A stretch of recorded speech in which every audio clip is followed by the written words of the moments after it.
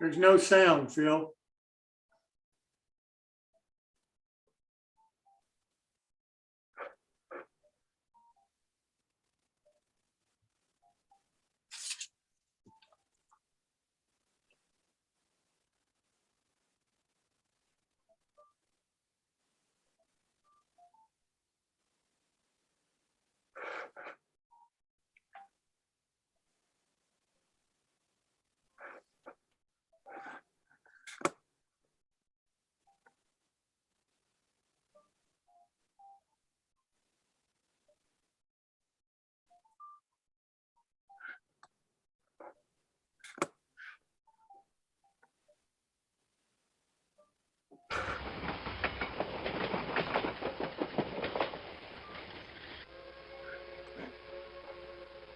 Good evening.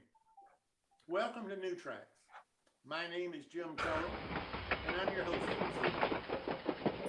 New Tracks is where mentors help modelers build. Good evening. Our goal is to encourage model building. My name is Jim Kelly. Phil, there's something wrong with the recording. Techniques, and most importantly, the confidence every one of us needs to build the models we really want. We want you just bag the recording and do your announcements. Yeah, let's do that. Phil, can we just stop this and I'll just do it? I don't know what's going on with Zoom now. Okay. Are we recording, Earl? Yes. And you can edit to this point, and then we'll Just add it in. Yeah. Okay. So No problem at all. So let me just start the show then. Good evening. Welcome to New Tracks. My name is Jim Kello. We really appreciate you coming this evening. Hope you come back often, and hope you'll tell your friends about us. New Tracks is where mentors can help modelers build. If you're new to the show, I hope you'll visit our website, newtracksmodeling.com, and subscribe. You'll get an email from the website. If you'll confirm that that's your correct email address, then you'll be officially subscribed, and you'll get all of our meeting notices and all of the login information for our future shows. We have right now around 600 people who are subscribers to our website.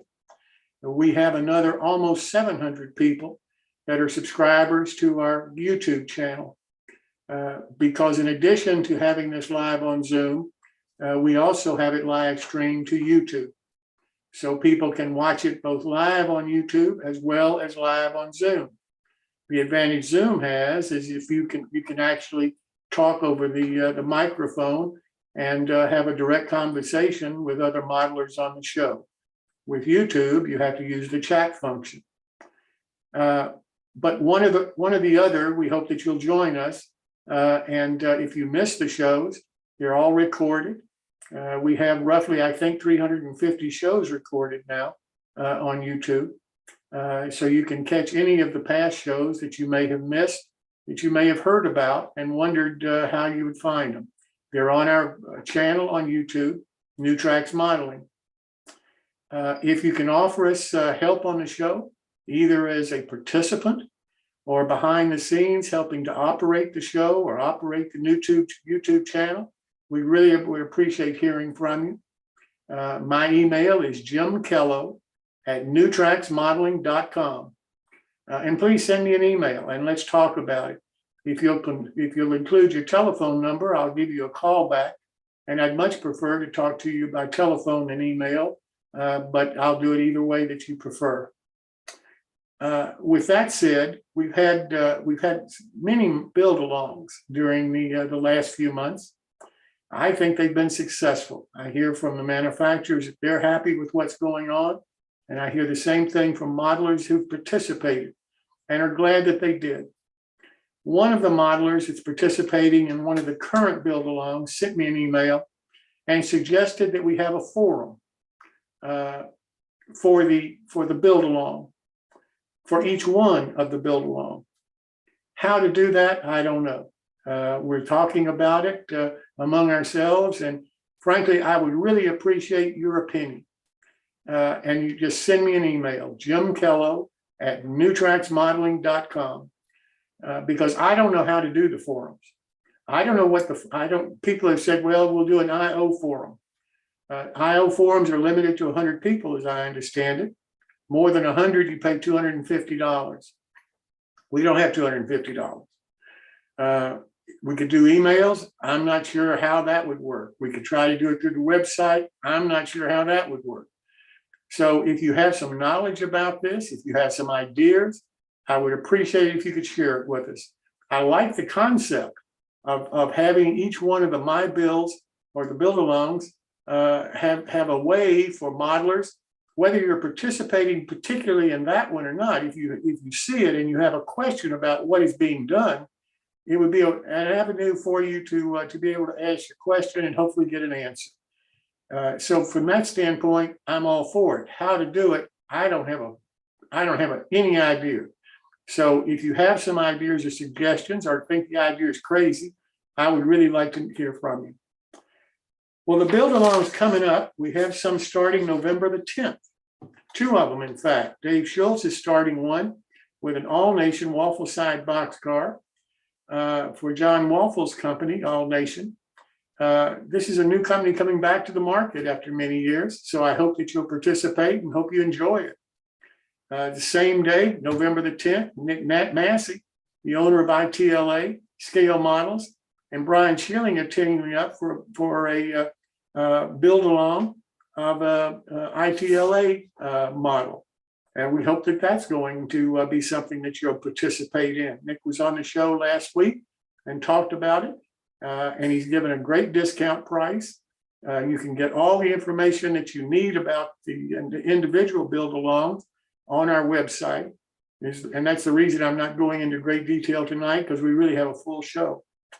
December the 1st, Banter Models is teaming up with Clark Cooney. Bill's offering a great discount of 20%. He's offering the kit from HO scale through F scale, or what I would call outdoor model railroading scales. And I think, and that's the first time that we've had a model going to that scale. So I hope a lot of you outdoor modelers will participate in that. And I really do appreciate Bill Banner offering the build along in all of those different scales. 20% discount is nothing to sneeze at.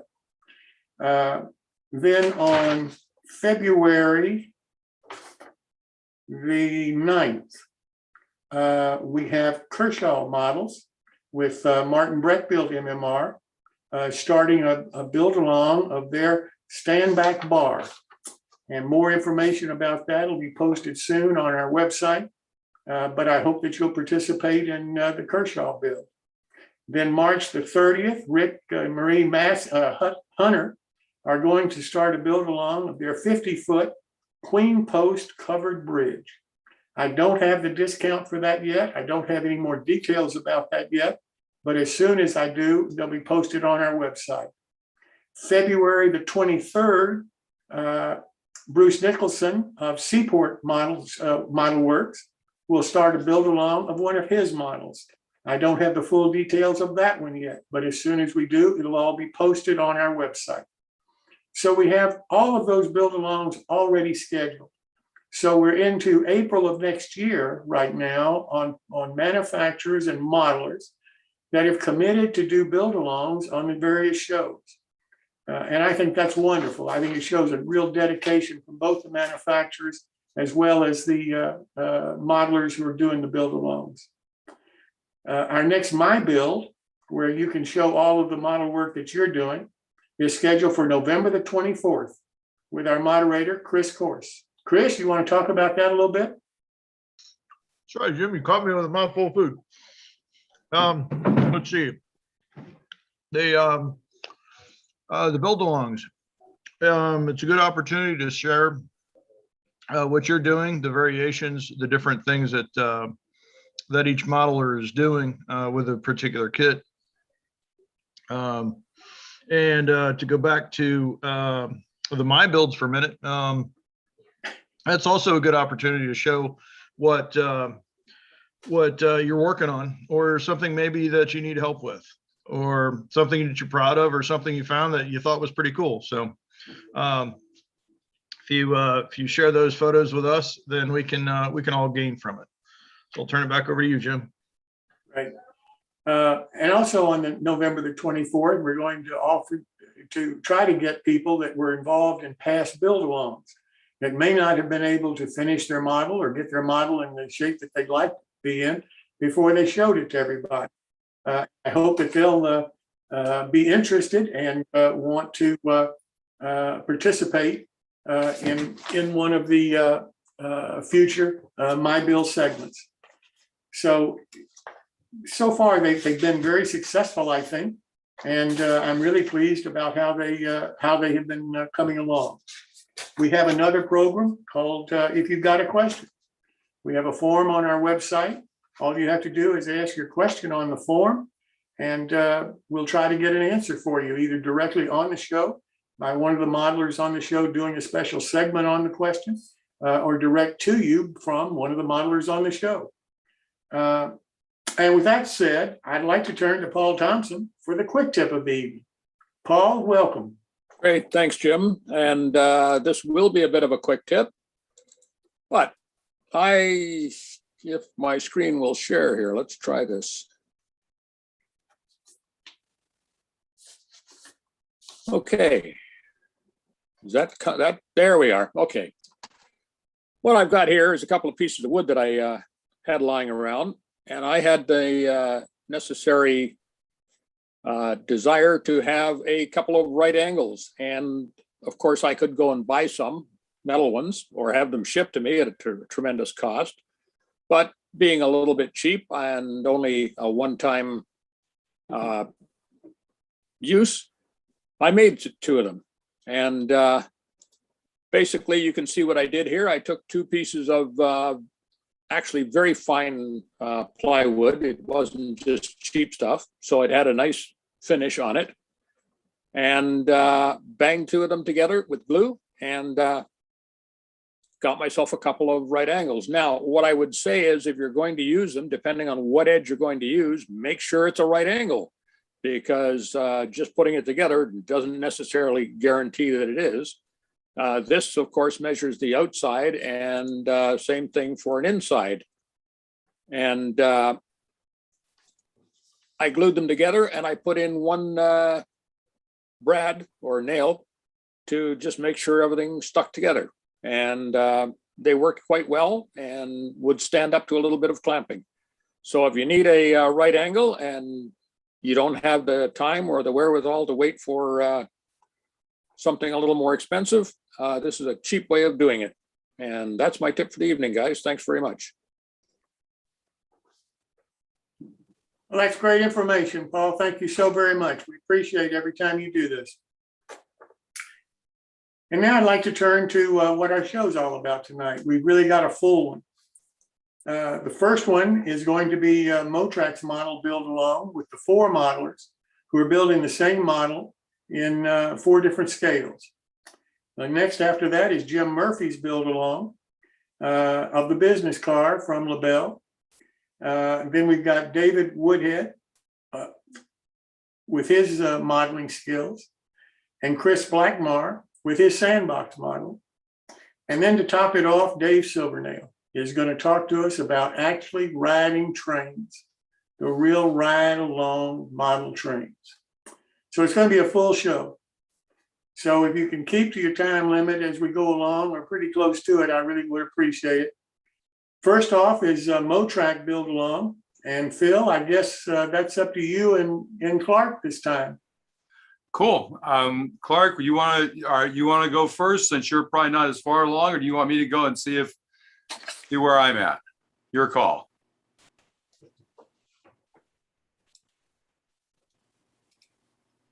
Oh, I think we lost Clark. Well, that price is all. No, I'm here. I'm kind of debating.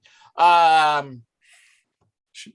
long are you, Phil? I'll take about 10 minutes at the most. 8 to 10 minutes. Okay. You know, you guys together. You go bigger. We'll go bigger to smaller. Go ahead. Go for it. I'll go quick. Oh, hold it, guys. Before you decide this, It sounds like we're going to have time for one of you tonight because you have 15 minutes. You realize that, right? I'll go Total? fast and give Clark the rest. Okay. Cool. Okay, so you guys should be seeing a screen share. Yep. Are you seeing it? Good? Yep. Okay, so this is the model, the O-scale version.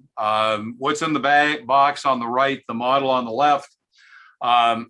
Basically, when I got this, I had to make a decision about how to build it. And it's kind of gets built either as something that I'm going to not put on a layout, or it gets put on the layout. The challenge is for O-scale, I'm basically doing modules primarily, so they're fairly near field. And if it's going to be that, it's going to be narrow gauge. So that kind of drove some thought process. The other thing was that, to my mind, Western structures don't have cupolas. That's pretty much an Eastern. Anything I would use would be Western. So the other thing is I felt it really needed to have an interior because the reality is if you're going to do it close, a small building like this, it kind of looks funny if it doesn't have some level of interior and you need lighting. So basically, I'm building it as a small combined passenger depot, freight house, post office, REA, and hangout for a little town. I chose Olympia, California, which is a whistle stop on the South Pacific narrow coast on the South Pacific coast narrow gauge in the Santa Cruz Mountains and the hills up in the trees. Didn't get a lot done on this until fairly recently because we did our fair the last 2 weekends. That was 10 days. We had 11,000 visitors. I'll put the links after I talk and to the videos. But probably we think it was probably the third or fourth most visited layout in the United States. We normally get out 50 to 60,000 visitors a year. So real quickly, the first thing I did was wood distressing. Very simply, cutting the ends does a lot when you see the ends and get into O-scale, trimming them up so they're more open and look like individual boards. I kind of let it flow back a little ways and don't go that far back. Sometimes I cut it a little bit deeper, but didn't on this one because I didn't think it really warranted it. Little nicking on the end, then razor saw. I have that X-Acto distressing tool and did that both to the walls and the deck. The interior was framed using scale 2x4s. Basically, you've used enough of these, it actually becomes good bracing for the wood. It makes up what you would think was an 1/8 by 1/8 inch piece of board. One thing to note is make sure you leave enough room and decide where the adjacencies are going to be. You notice this wall, they're held back far enough because there's a 2x4 on this wall, on the wall next to it right here. One thing that I noticed on the model when I started to put it together was there was a gap between the side walls and where the edge of the roof would be on the end walls. I think there was probably some sort of minor calculation error there. So I added a piece of strip wood across the top and glued it in. And in fact, I noticed on this picture, I actually lost a little bit of glue here on the left. I need to glue that up and put a block on it, but that'll give me a tight fit to the roof across. The wall painting, I looked at what painting the walls. I wanted to do a yellow depot. That was pretty common out here. I just didn't like the way the paint looked. This was Floqual paint on the wood directly. So I decided I wanted to age it. So everything was aged. And so you kind of see the walls before they were painted here on the lower right. The deck itself, I decided to bring down to a narrow gauge level. I thought about trying to cut, decided it was just going to be too challenging to cut those existing boards, and decided I'd almost prefer to have just a basic deck. So these are just 6x12s and posts.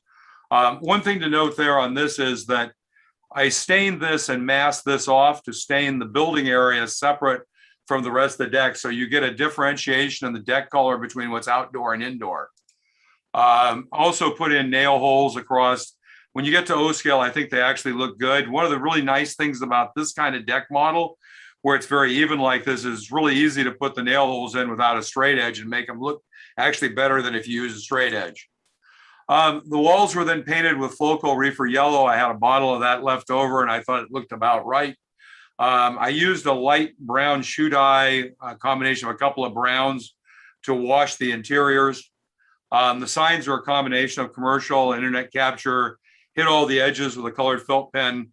I bought one of those boxes of multiple colors, and it really helps when you have different ones. You can pick a color that matches the print at the edge.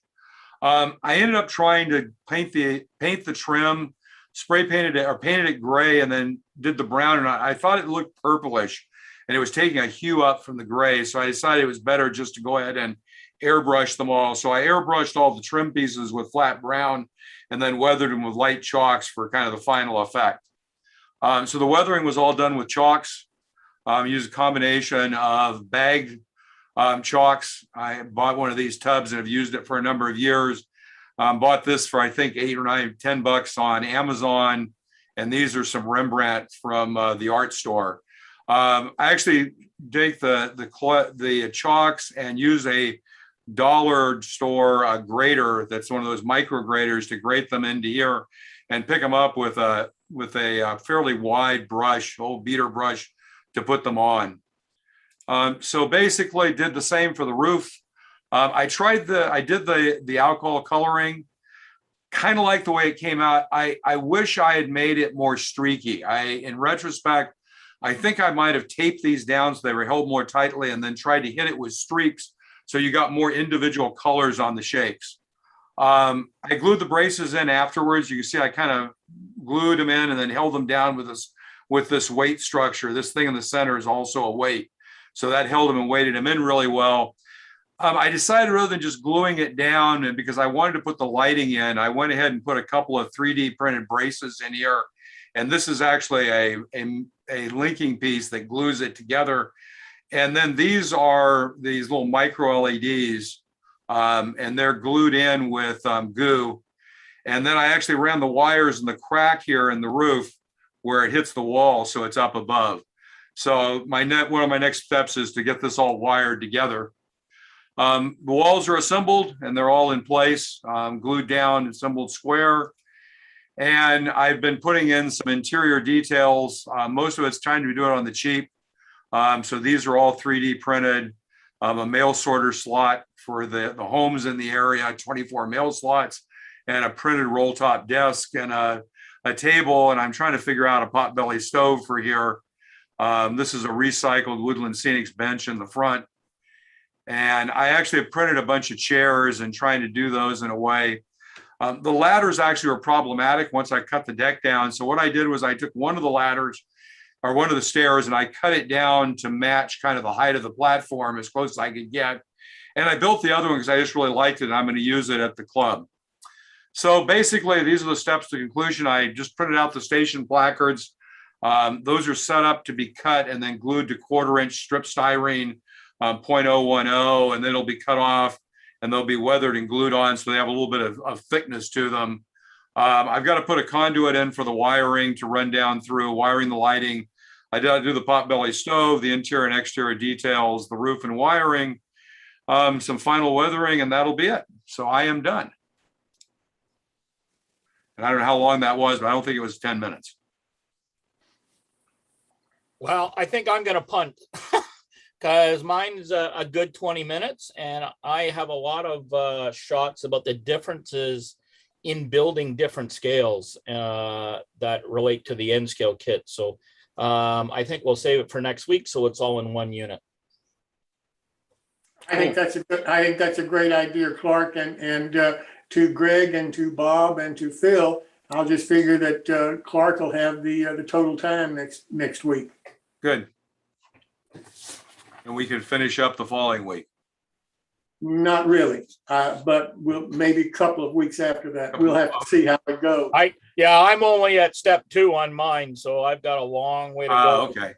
Yeah, I think it's just it's going to take a while yet, Phil. I think to get everybody maybe where you are. And I'm really trying to show the differences between scales in the program. So cool. Exactly. Does anybody have any questions to Phil about how he's building his model of the station? Yeah. Seems to me that the main difference that I'm seeing, Phil, is the level of detail that you're trying to put in your model, particularly on the interior and that kind of thing, that maybe in O scale works really well, but in the smaller scales, maybe not. maybe S scale works that way. I don't know, but I actually put this slide back up because this is actually really important. I was going to talk more about this. I'm sorry I rushed through it. If we weren't going to do, I would have taken more time and talked about why I do these things in the scale, but that's Yeah. okay. I was trying to do it in 5 to 7 minutes. Basically, if you don't think about scale as a line, because we don't model railroad lines. We don't model railroad flat spaces. We model railroad three-dimensional environments, buildings, structures, etc. So if you look about it three-dimensionally, HO is about 7.8 times. O scale is about 7.8 times larger than HO, which means if you have a detail, it's going to be 7.8 times more visible in O scale. And if you look at N, it's 37. So if you kind of think about the things you can see, so if you think about looking at a scene and think about being, instead of being 20 feet away, you move to that 7.8, that half the distance to 2 feet, from 20 feet to 10 feet away.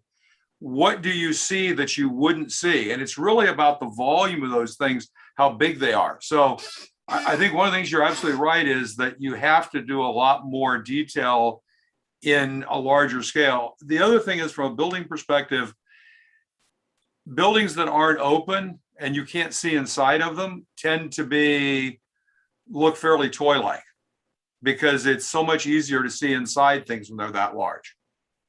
I don't know if that makes sense. it does. It does. Oh, I think that's an excellent point. And just, I'm going to just show one slide, if I may, just to what Go for it. Phil has said. Here's a dime for scale. So you can see the difference, that Phil's dealing with compared to what I'm dealing with. Right. But it doesn't matter. That's the building. It's not it's, even though it's a small building, it's not relative that's not a knock on N scale. It's just a small structure. That's all. And it's the same thing when Phil, 38 times bigger. It's still a small structure in O scale. And I think that's something that, when you play in different scales, you get used to it. When you're only in one scale, and I think this is why I think you become actually a better builder. And Bob Farquhar, you could jump in when you build in multiple scales. Yes. I would have to agree with you, Clark. I think you're exactly right.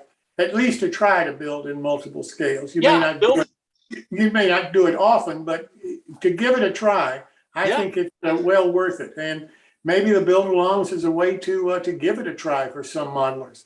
Yeah. Because many of us in the past have belonged to clubs in one scale that wasn't the scale that we would prefer, that maybe we have at home. So we're exposed to more than one scale, but we tend to talk to people in the scale that we love, and we tend to build in the scale that we love. And there is scale snobbery. I've been doing something in an N scale, and a guy comes, oh well, that's okay, but I'm an HO. Well, just my rear end. But you can learn so much from different scales, whether you're an O scaler, a G scaler, an N scaler. Exactly. And while you may not, detail the interior in N scale or HO scale, you may not be that interested in that level of detail. And from the other standpoint, maybe it's not a question of interest, maybe it's a question of the space that you have. And if all you can do is be a model railroader in N scale, then God love you. There's nothing wrong with that. My gosh, I used to be an N scaler. The only reason I stopped, it was back in the 60s, and I couldn't get the train to go around the circle. Well, that doesn't apply anymore, from what I'm told. Jim, I think the other thing is, you decide on how you finish the model. It's how you're going to use it and where it's intended to go. Because if it's a foreground model, it's different than if it's a background model. And I think one of the things that I've seen a lot of HO modelers do very effectively is use an N scale kit like this placed, in the background to simulate distance. So I think if you're an HO modeler, it's a great idea. And then building an interior is unimportant because it's not in a place where anybody's ever going to see an interior or be worried about it. So I think it's kind of interesting. I think models kind of fall into, there's kind of the 6 to 18 inch models at the front of the layout. Then there are the models from 18 to 36 inches, and everything after that, details change pretty dramatically. And the other thing that's really interesting is when you look at a scene, if you see a lot of detail up close, your brain will assume there's a lot of detail everywhere.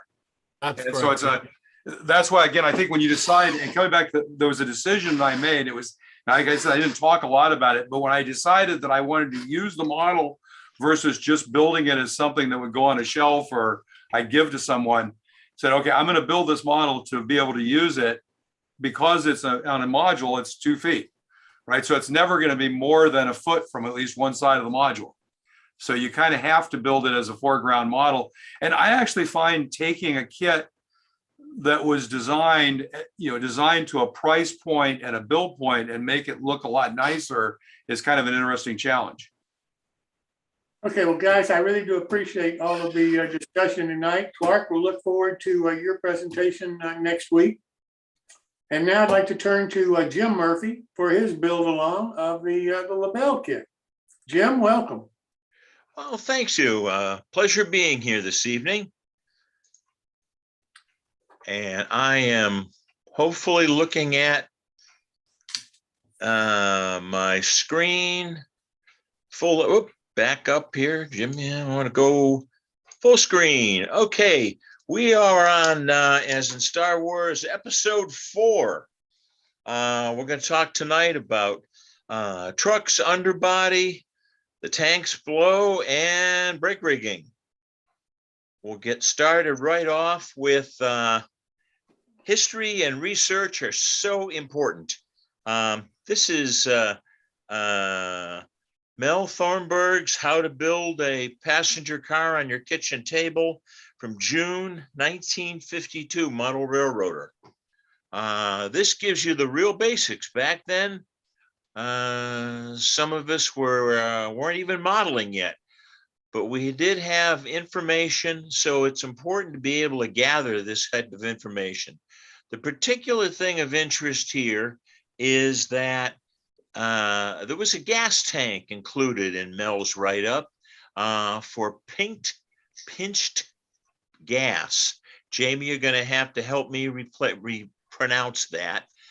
But back before there was electricity, yes, before us, they used to use pinked gas for gas lights. It was relatively compressible, and it burned with a beautiful white light, similar to the old Coleman gasoline lanterns. If you remember those, you're pretty old, or you're my end. This gas tank was one of the features there that you'd find under a 1900s passenger car. So with a little research, we can take our LaBelle kit and we're going to kick it up a notch by putting in the underbody details, the gas tanks that were appropriate, air tanks, and water tanks that were used for those passenger cars. Okay, there's no way I'm going to get a pinked gas tank, which is in HO, 1/4 inch diameter, 3/16 inch and 3/16 long. So we go to my trusty lathe. I'm not sure if this will call it out. If you are fortunate enough to have a lathe available or can beg, borrow, or steal, sometimes you just need to go back the way modelers operated in 1952 and made their own dadgum parts. So remember, we can always go back to where we started. Turning that tank out, I've got a pretty fair representation of a pinked gas tank that will fit under my HO scale model. And because the parts included did not include such a tank. The parts included with the LaBelle model are some steps, end rail castings, the queen posts, one brake cylinder or roof, some scutcheon pins, which you've already used, and the all-important, the turnbuckles. Do not lose these.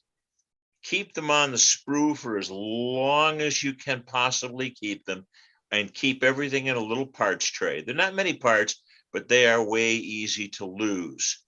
As I mentioned before, these parts are also fairly brittle. Some of them have a little bit of blowhole in them, but we'll address those small holes in it. Here's the railings. It's going to coat a primer. These are the bolster pins, a few odds and ends, the queen posts. Into the spray booth they go. Start with the queen posts. They come out of the booth, primered, the floors primered. Start installing those. And the way I've got the compass and the square, this is how we're going to set them up to install them. Measure off. This drawing is excellent. It is to scale. I'm using this to find from the center line to the back side of the queen posts. Lay that out on the surface. Go ahead. I use combination of Walther's Goo and ACC. Thank you, Martin Breckbull. That's a good trick. Putting the support plates in place.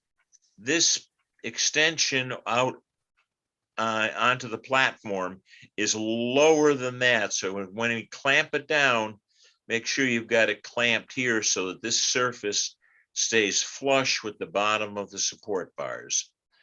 When it's all glued together, I bring this one up. Here's your bolster. Here are the plates. It was a slight mismatch there, so I had to kind of sand it down just a little bit. But please note that I've already broken this end sill twice. It's cut across the grain, so it's extremely fragile. So I had to glue another piece in here and shape it. And this corner broke off on me, just handling it. They're very, very delicate parts. And on the other side, I dropped it and broke the other side off. So I glued a piece of wood on it. Don't be afraid, wood glues wonderfully. And I stuck a piece of glue on there with Elmer's, let it set up overnight, and then carved it to suit. This was not the end of the story.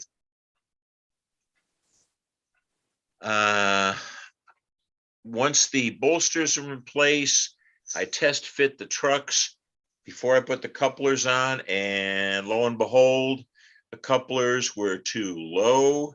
So a shim washer came inside. This is I wrote it down, 26 thousandths washer. Test as you go along. Have your trucks ready.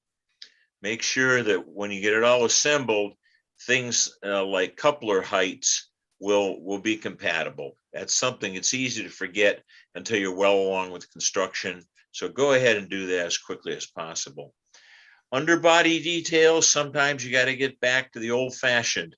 Here's a number, a 21 thou drill, making my own pipe fittings because I'm going to need to attach a number of components, the water tank, air line that pressurizes the water tank, certainly the brakes, the auxiliary cylinder on the brakes. All of these need fittings. So I'm going to need a bunch of these. And the only way I know how to do these, get some old castings. They're still available at train shows.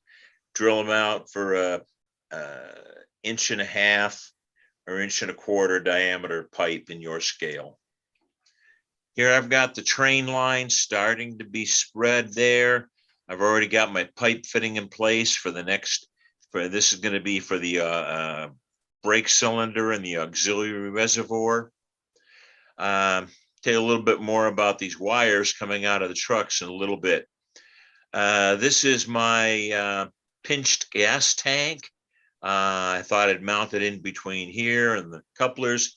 I don't have a prototype picture of it, and I thought maybe I'd try it there and see how it looks. You can tack things together with a drop of Walther's goo, and if you're in the wrong place, like my couplers or something like that, it's out of place, you can change it out. And here's my shaping of the end sill, which we'll get to again later. Start laying out the brake parts. I was fortunate to find some castings in the bin, and these are very, very fragile. This is the triple valve that feeds the brake cylinder. So that, and when you have the opportunity with this a spew on the end of the auxiliary reservoir here, I can go ahead and just tap it. I did have to space it a little bit higher so I could jump over the queen post without it. Also, while we're looking at the queen posts, notice that there is filler putty in between the posts. As I'll get to later, I cannot have my queen posts connected one side to the other. There's a little electrical hint coming up here on the truss rods. Information, again, follow your instructions. This is an old sheet. Yes, I broke the line over here, which you saw before. So I had to make another one out of 20 thou wire. Fortunately, this little cow scale thing had a teeny bit of tubing, which I can fake as a connector. Here, the auxiliary reservoir is connected through one of my T's to the train line running. Jim, let me ask you a question. Were all Sure. of these underbody detail parts included in the kit? No, from what you see, the only thing that was included were the truss rods and the turnbuckles. That was all that was included, the steps. So what I'm doing here is by under detailing the underbody, I'm adding all my own parts as I go along here. Do you know where you got those parts? I mean, how would another? Some of them are cal scale. Some of them are the old KD. I've kept a parts box for 30 years. Every time I go to a train show, the prices used to go up on these parts, and now they're going down, down, down. Last set I got for probably 10 cents on the dollar at a train show. So I keep all these around because I never know when I'm going to use them. And in this case, I think that was an auxiliary reservoir for a K brake system. And now I'm going to turn it into a pressurized water tank to supply pressure to the galley and to the toilets and to the wash basins in the executive car. Jim, it's that 1952 Craftsman article that you referred to. Does it show the underbody detail parts that a modeler would need in order to do the kind of detailing that you're doing on this model? Up to a point. For instance, the pressurized water tank and the plinked gas tank, I have just did some internet searches, and then I asked experts on underbodies like Jamie Bothwell, who was helpful in explaining some of these. I didn't have pictures for everything, but for a pressurized water tank, I'm vaguely familiar with HVAC systems. So I said, I'm going to have a tank, and what I'm drilling here for is a pressure regulator to put on that tank. I'm just wondering where a modeler would go to try to get number one, the information about what parts are needed for the underbody, and two, how to source those from a manufacturer. The first thing to do is I found internet searches. I searched on 1900s passenger cars, and the internet turned to be a wealth of information on details. So what I built here is a mix and match of information that I could find. As far as parts are concerned, Cal scale parts are still available through the internet. KD parts are still available through eBay. And right now, once in a while, I'm going to my railroad club is sponsoring a train show at the North Carolina State Fair this following weekend. And there will be a number of vendors there who will carry cigar boxes full of parts available that. So watch for train shows in your area, and eBay is another source of parts. Thank you. Here I've taken that same tank, which was an auxiliary reservoir for a K-brake system. I found an old Cal scale casting of a pressure regulator. This particular one comes with a heater as well, but I didn't hook that up. So these kind of giblets arrive here. You'll notice I've also relocated the Plink gas tank, because if I put it right in between here, boom, I would have run into the water pressure regulator. So you take a little bit of license. That's why nothing is glued together permanently. And I can just keep moving parts around. As long as you have a correct piping diagram for the brake system, so you know it'll work, you can rearrange the tanks, because that's exactly what was done in the prototype. They were added, they were taken away, and they were shifted around underneath the car body. Here I've got the brake levers going approximately to the center of the truck. So I just take a piece of 11 thousandths wire in this case, which would be a 3/4 inch diameter rod in HO, and just laying it out, drop a glue here and clip it to length and let it drop in place. Next comes one of the trickiest parts of this kit, and that is these stairs. As you'll notice here, the instructions do say you're going to have to notch one end, one corner of the stairs in order to get them to nest inside the floor. This not really well explained. It's very much trial and error, but you only have 4-step castings. So figure out what you're going to do before you start filing. In this case, you end up with my very patched up end sill. I mean, I cracked it again just putting the stairs in. So I had to keep filing and sanding and sanding and filing and cutting to get this to nest inside.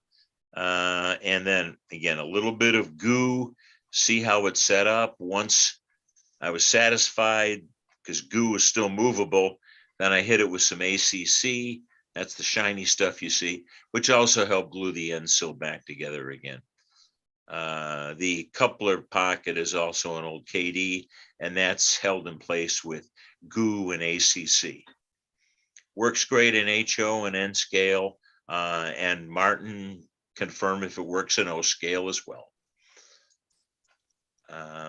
As you see in the top, it's a kind of a clumsy fit, and embarrassingly, once you do all the cutting and fitting, you find on one end, the steps don't really fit very well on the end sill. Here's my broken up end sill. And I'm not afraid to show my warts. This gap was too high. So a little goo in there, holding it all in place. Okay, this pretty much unacceptable. So it is, got out my trusty squadron putty, and whenever you got a problem in your house, you spackle over it. So that's what I did with those.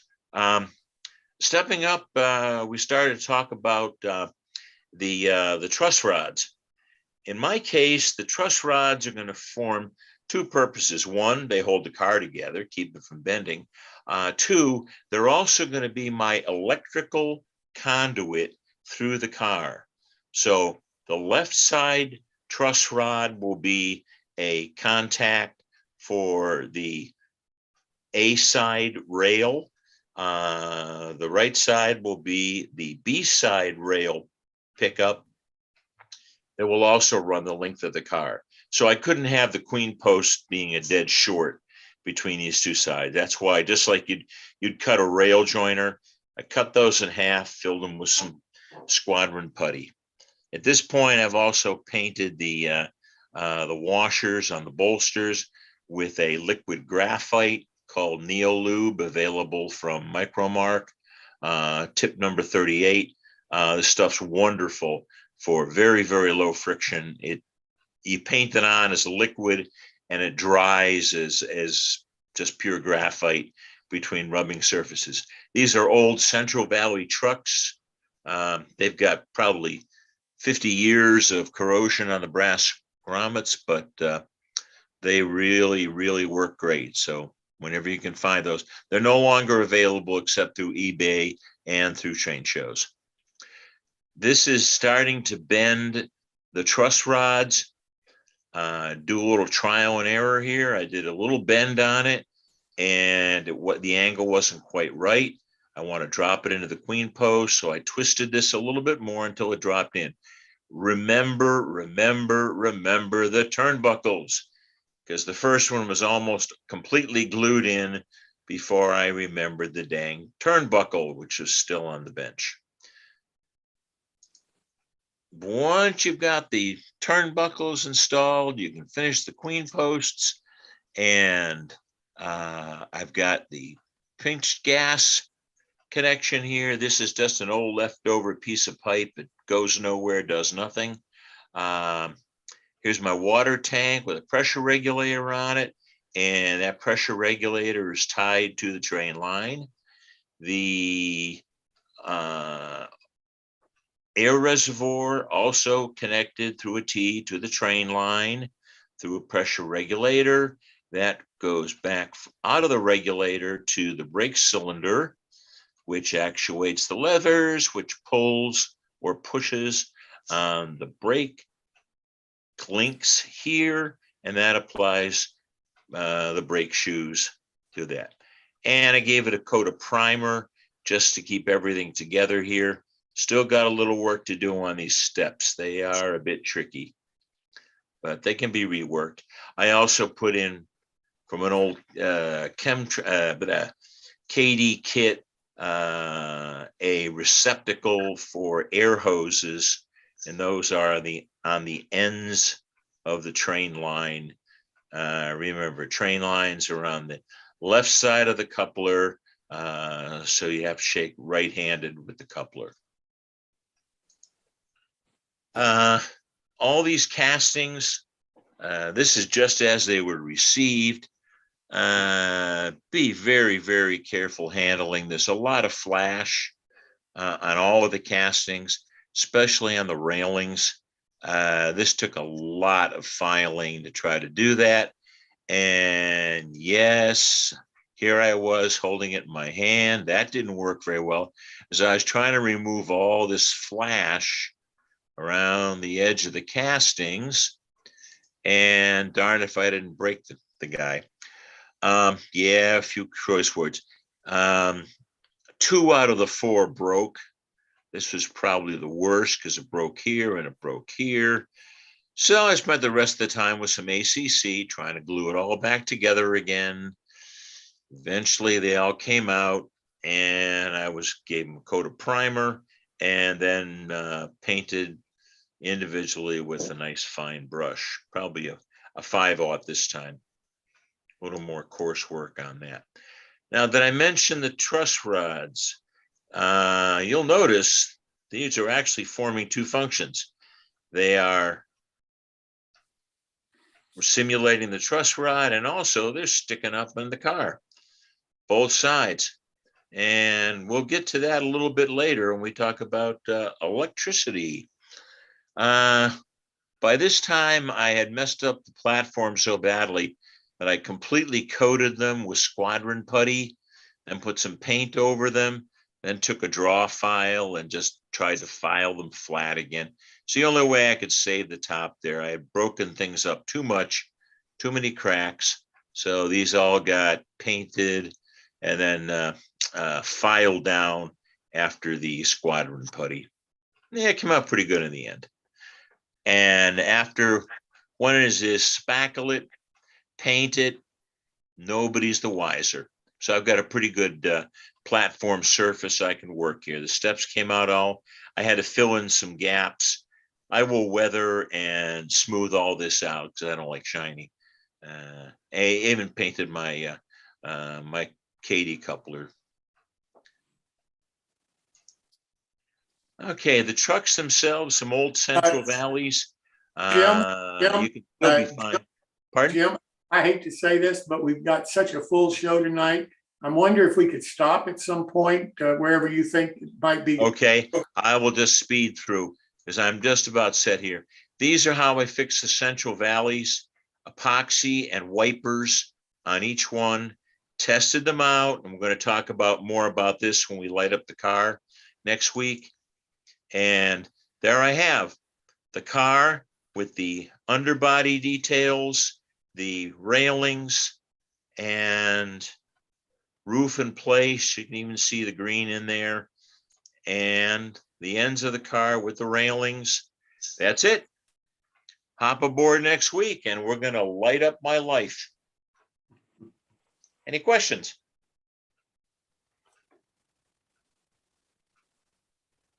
That's a beautiful model you're building. It really is. And the underbody detail is just fantastic. Thank you so very much. You're welcome. Had fun. So now I'd like to turn. Quick question. Sure. I do have a question. You are planning on putting on the marker lights. Now, are you having the marker lights, sort of like put on a DCC decoder, because just in case it winds up not being on the back end of not the back end of a train? I have in the past. This particular one I am not, because I've spent so much time on this car. Whenever the interior lights come on, they're going to be on the same circuit as the marker lights. All right. So Understood. I will have everything coming off the way I have it. Basically, you pick up what DCC, you put it through a rectifier, and then that gives you DC, usually about 12 volts, 14 volts sometimes, and then a resistor and your LED. I'll make it look a lot prettier on the other model. But All right, thank you. Marker lights and interiors will all be on the same circuit.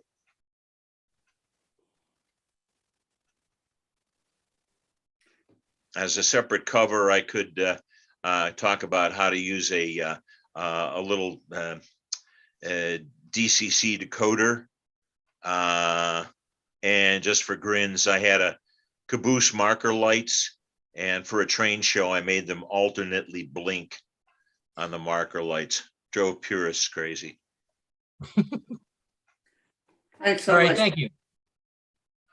So now I'd like to turn to David Woodhead for some great modeling. David? Hi. Hi. First of all, I want to show off, this is my O-scale label coach. It's not part of my presentation, but I'm just sort of inspired on getting this thing finished. I started it in the summer, and having seen this other work on passenger cars, now I've really got to get it done. So I'll share my screen right away, and here we go. Let's see now. I choose that. There we go. And I will make that big. F5, I think, makes it big. There. How does that look to everybody? Good. Oh, that's great. Okay, good. Because now I can't see everybody because mine's full screen. But here we go. What I'm going to do this month is just take a quick whiz of a tour around the layout, and I hope that somebody gets some ideas from this. This is an ON3 layout. And I'll just go right to the track plan here just to get everybody oriented. So overall, down at the lower left, it's 16 feet by 23 feet, not inches. Why did I put inches? It's sort of Spinal Tap where they had that Stonehenge that was supposed to be 15 feet. It was 15 inches. Anyway, so here we go. We can see pretty easily that there's no continuous circle. There's no continuous running on this layout. It's strictly point to point, and there's basically three towns. There's Windrum over here on the left, Hackney in the halfway point, and Cohill over down here. And you'll see later on how I use the workspace in the middle there. So we're going to start, whoops, I think I'm missing one there. No, I guess not. So we're going to start over there at Windrum. This is the way that Windrum looks with a Photoshop sky. Next month, I think I'll get around to talking about some of my photographic techniques. They're pretty basic, but I really enjoy creating scenes like this where I try to match the light from the sky to the light on the layout in some way. Here's a crossways shot from the last one. This is the town of Windrum. One thing about my layout is that because I'm a member of a group, and actually two groups, I guess, one's looser than the other, that there's a lot of interaction, there's a lot of horse trading, and I've acquired models from quite a lot of different people. This station, for instance, was Trevor Marshall's. It was on his ON2 layout and on a main prototype. And that is more or less the strong station minus the little cupola on top, speaking of cupolas, as we were earlier. Beautiful modeling he does, and I'm very lucky to have some of his work on my layout. Here's an overall view of Windrum taken from the entranceway. So you come in the door of the layout room and you look to the left, and this is pretty much what you see. This part of the layout, this is another hand-me-down. This whole yard, just the track and the bench work, including the turntable, which you can just sort of see, we'll get to that, was originally built by Stan Windrum and was in his basement. And when he passed on, all the members of our group distributed his models this is an important topic. This is a whole other topic to cover, is being in a group and dealing with the estate of a modeler who passes on. But when I measured his this yard, and it dropped right into this part of my basement. So Don McMurrock, a mutual friend, and I struggled with this up his stairs, into the van, down my stairs, and set it up here a few months later.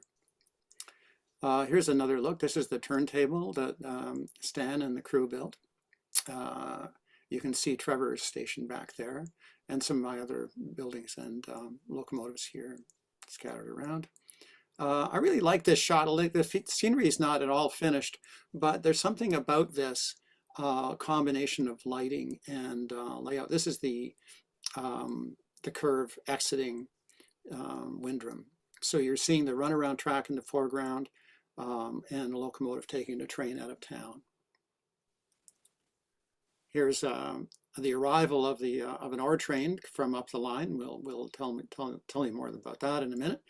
And so the Heisler has just pulled the train in. The Heisler just over there. Let me see. Here's my cursor. There's the Heisler. And this Shay over here is going to switch the loads coming in for the empties going out. And the Heisler will take the train back up to the Bessemer branch. This is the ore dock for now. So a friend of mine gave me a painting. Actually, no, it was a print in this long, skinny frame. And I didn't really particularly care for the print, but I thought I had a use for the frame. So it serves to protect the cars in the sort of staging for the ore transfer from all the tools in my workbench here. Now here's the other end. This is leaving town, and here's another hand-me-down, this ore transfer bin over here. This is from Craig Webb's layout. Now, Craig Webb's layout was dismantled just about a year ago, actually, and I'm very lucky to have accumulated a piece of it, and it'll be very useful in about this position. I have to rejig the track, of course, and figure out what I'm going to do with the scenery, but I thought I'd show you this in progress. This is as far as I've gone. Whoops, the other way. So here's a couple of pictures. Stan Windrum, who built this yard, was a very talented photographer, and these are some of his ON3 models on this yard back when it was in his basement. I love the texture. This is analog photography all the way. Okay, here's my work areas. You can see that picture frame here, and Windrum is just out of sight to the right. And this is my sort of heavy work area with the big vise and drill press. I do a lot of work there, actually. This is in the middle. Windrum is off to the left in this picture. This is another very useful area to have, but I think I'm going to fill it with more tracks soon. I've got some Proto 48 stuff coming in, and I'm working on, and I'm going to build a transfer yard here. And maybe some other stuff. Designing TBA.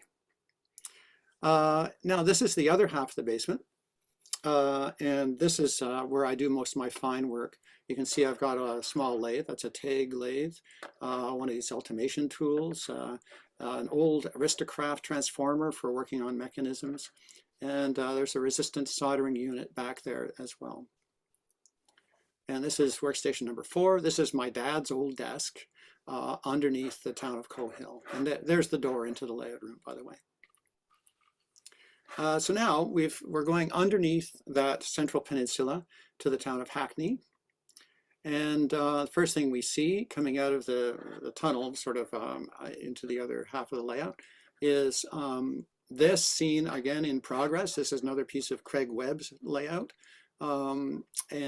This hotel I'm going to rejig. I'm going to make it more three-dimensional. It's constructed as a building flat right now, but I'm going to rebuild that.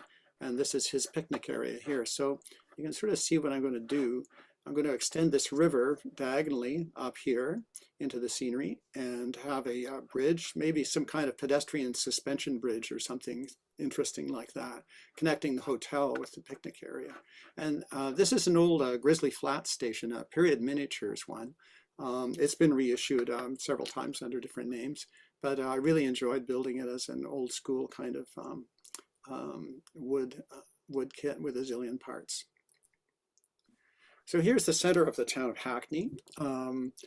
This locomotive's on the main line, passing siding in front of it. This curve in the front comes down as a branch down to the Solway Feldspar plant. The boxcar is sitting on the LCL and serving this industry here. And the ore train is coming up from the Bessemer branch, which disappears behind these trees into a tunnel. It's basically a single-ended staging yard, one-track staging. Here's that branch in the front coming down to the Solway plant. And so a lot of activity here. I've only got basically one town in between my terminal towns, but there's a lot that goes on here because of the Bessemer branch that takes off to the left in behind and disappears into the cut. And also this locomotive here, and various locomotives are assigned to this job, but because this is a very steep and sharp curve coming down to this branch, it's just a two-track branch, mainline locomotives are forbidden to come down here.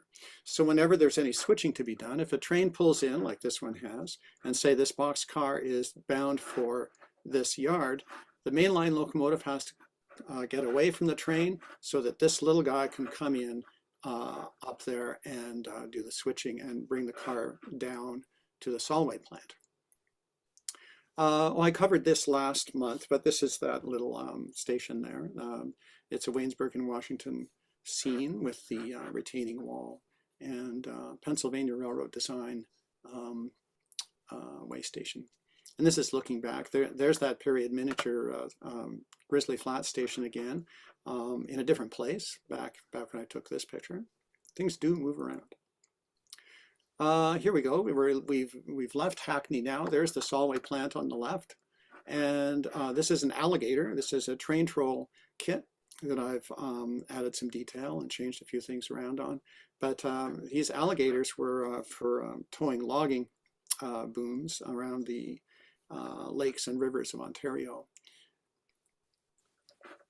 This is another shot, but with a different Photoshop background. You'll see you've got some heavy duty mountains there because this is an RGS locomotive just visiting. Looking more to the right, we're about to come to Coe Hill, and there's a stream and swamp area. Here's the alligator kind of at this temporary dock. Here I've got a lot more work to do in this little swamp. Maybe a beaver dam here, keeping the swamp up, and some water trickling down here into the main sort of estuary, I guess I'd call it. There's a few deer there drinking under the trestle already. And so we're on the outskirts of the town of Coe Hill. Here we are looking toward the town.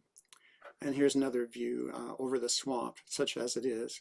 I just put a bunch of detritus there, just little bits of fern and moss on there for this picture.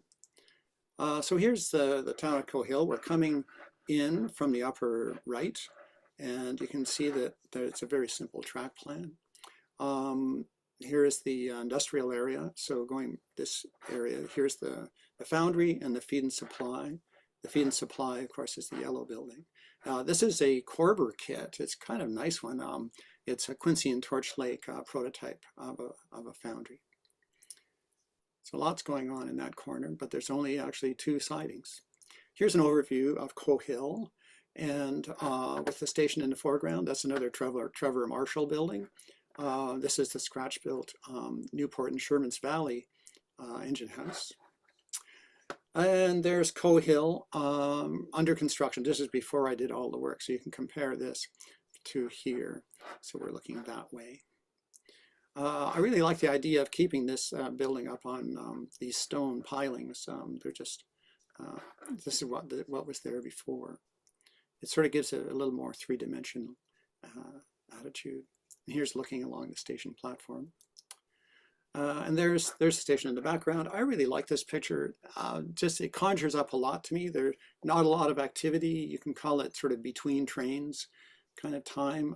It's bucolic, I guess is a good word for this. With a wagon and a single boxcar, old style boxcar. This is a BB&K, Bradford, Bardell, and Kinzua boxcar with the wooden end beam there. That's an older design, sort of 1870s, 1880s. And David, I don't want to cut you short, and I don't know how much more you've got, but I've been timing this. I've got 2 minutes left, and I've got about 3 slides. Okay, that's great. Thank you. Yeah, I put my iPhone timer on. So this is a scratch-built engine house with more scratch-built buildings behind it. That's the final thing. So here's the other thing about my layout is operations. I use this switch list program. It's a free program available for Mac, and it's very simple to use. There's a couple of glitches with it, then there's a bunch of us working on these things.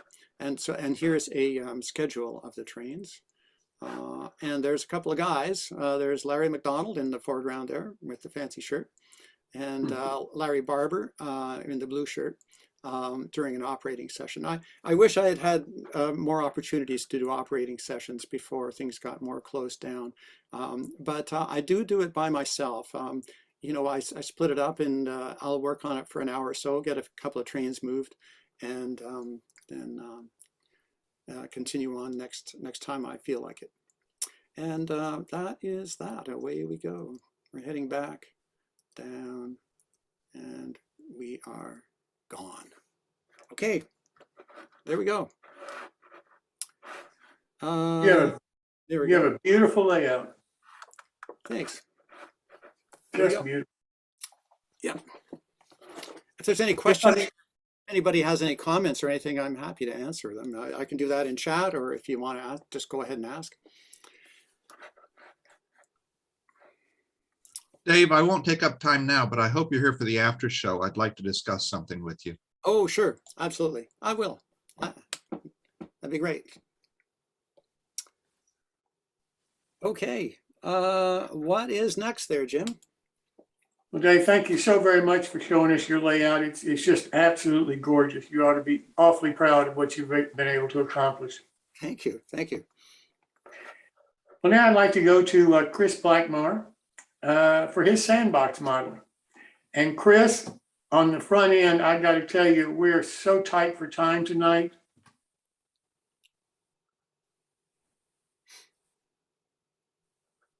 Chris?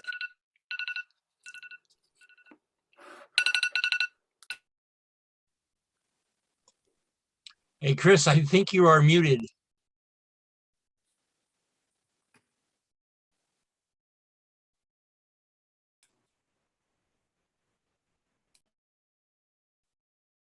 Chris, can you hear me? I don't see him on here. I think there was a Chris here and I think he just dropped. That'll save you some time. We'll see if he Okay. comes back. Well, I don't know what happened to him, but if he comes back, then maybe we can get him on later on. So let me go to Dave Silvernail, our featured modeler tonight. And Dave, I'm really looking forward to hearing about these ride-on trains. I really do appreciate you doing this. Okay, I'll share a screen and get started. Now I got to remember how to do this. Can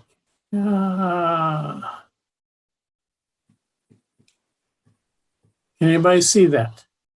Yep, we're all good. Just throw it in slideshow mode. Yeah, That's what I'm doing. cool. Okay, this session's on ride-on trains, or how to take a hobby, raise it to a passion, then elevate it to an obsession.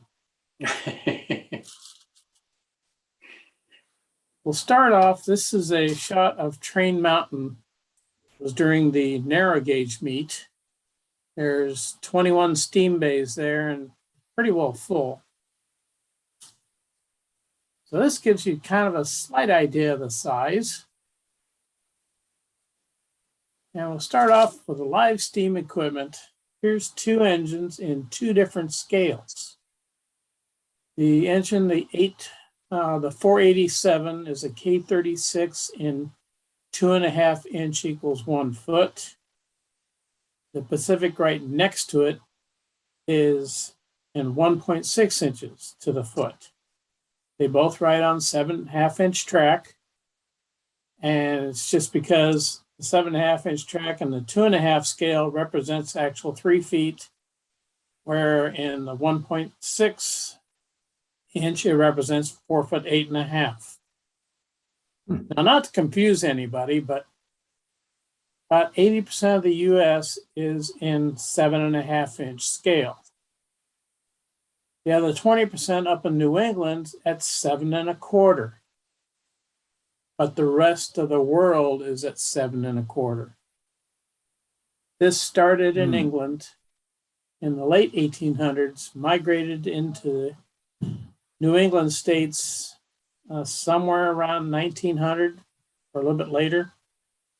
And one of the stories I heard was that some of the places away from New England wanted to know how to do track, and instead of writing down 7.25, somehow they dropped the 2 and it became 7.5, and the rest of the states went with that.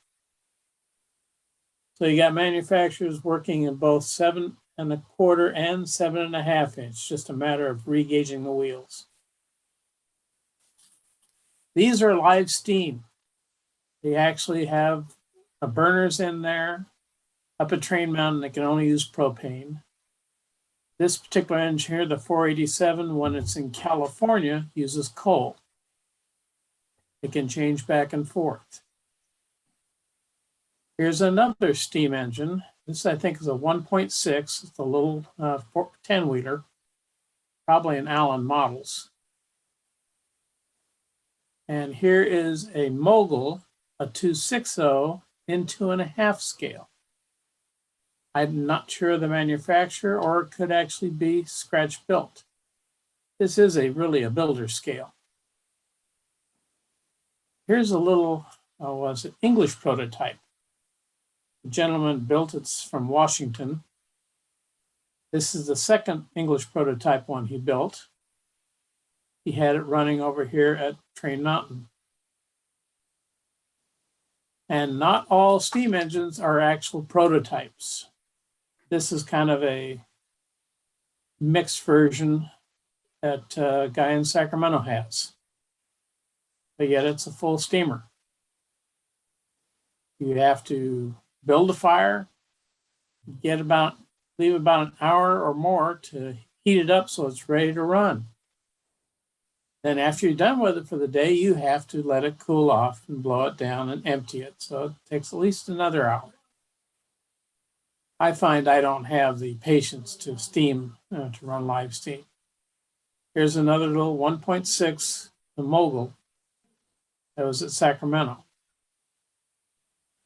Now we go on to gas-driven engines.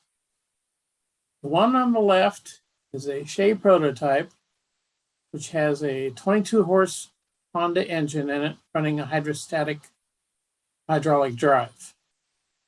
The one on the right is a Jeep 40 prototype in 1.6 scale, which also has gas motor and hydrostatic drive.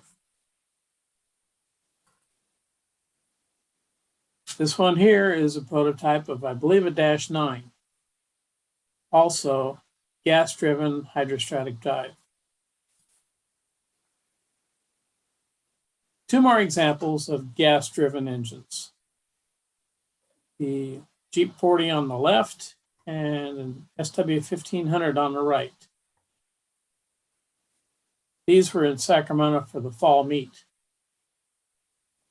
And then there's the other category. The one on the left is a little pedal-powered, I don't even call it an engine, it's a pedal-powered car. So when you want to get your exercise, you build one of these or you go borrow one of these and take it on the lap around the thing. And the little speeder on the right, I don't remember if it's electric or gas, but you don't have to build a prototype car to run. After that, we got the electrics, battery powered. The left is a little goose-like adaptation. And the one on the right is a little box cab. I don't know the manufacturer, but I saw that thing hauling around a 440-pound car, V's. Here's a representation of a Goose number 2. It's also electric powered. And here's my setup. AccuCraft built Goose off of a Motrac.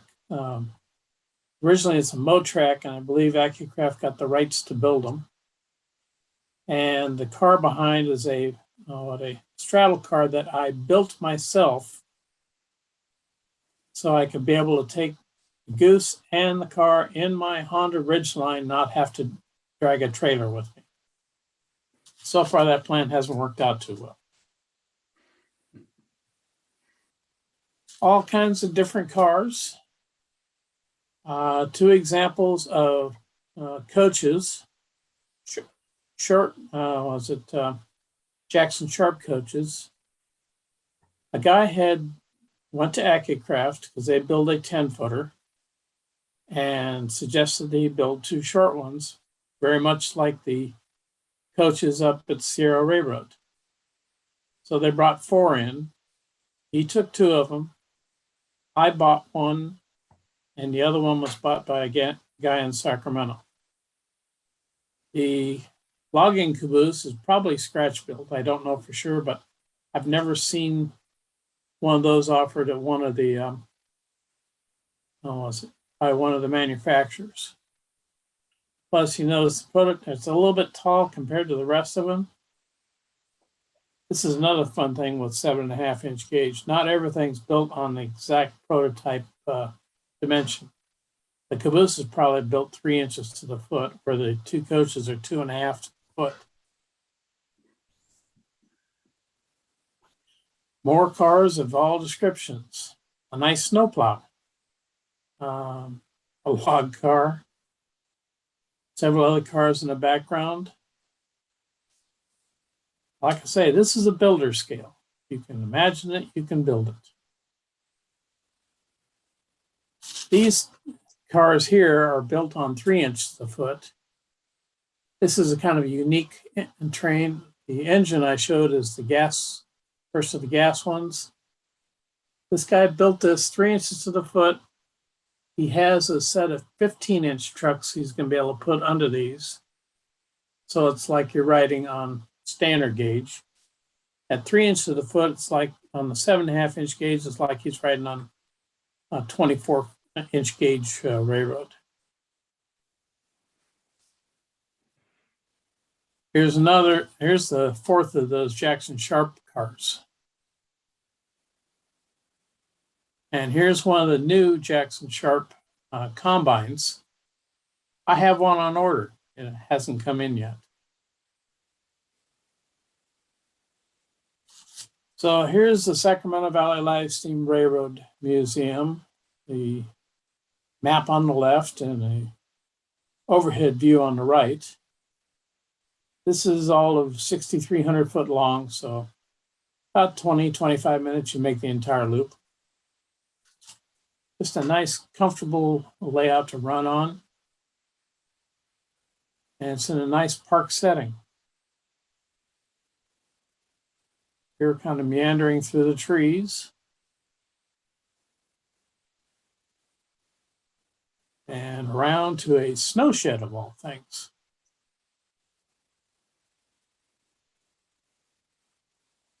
Just a nice, beautiful setting and nice and calming. This is a part where it actually gets up into the, public space of the park. For a lot of it's in a fenced area, so the public can be kept out. And here is a shot of the, steaming bay. Now to Train Mountain.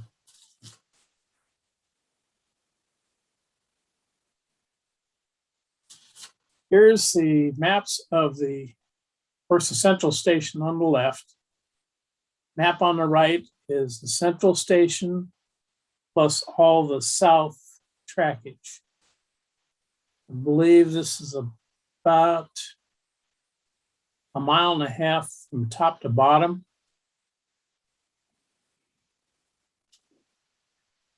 And as you notice, it goes kind of under a road, just kind of on the upper left. Then you hit the map on the left side, but you see the road crossing. It goes up and then continues on the map on the right, going all the way to Hope Circle. They had a fire come through Hope Circle and about half of the map on the right. That was last year, September of 2020. So they end up losing Hope Circle and a lot of the trackage through there, which by the end of May this year, they got replaced. Then after that, they had a big flood, 2 inches of rain in an hour, and it took out Hope Circle again. This is a little sign that you find all along there. It tells you what section you're in. This is Serpentine, mile marker, and the plus 1.19 is the grade. You're either, ascending or descending, depending on what's a plus or a minus. Here, the wife and I took off. First day up there, we got onto, Train Mountain runs tours. About a 45-minute trip where they take you out on part of the layout or part of the Train Mountain.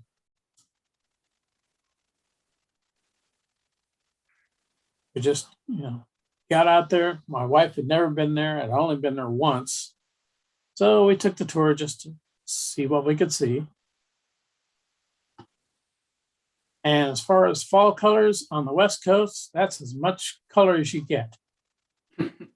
Most of the stuff you just green trees, or you do have the aspens, like the yellow one on the right there. Here's my setup I took up to Train Mountain.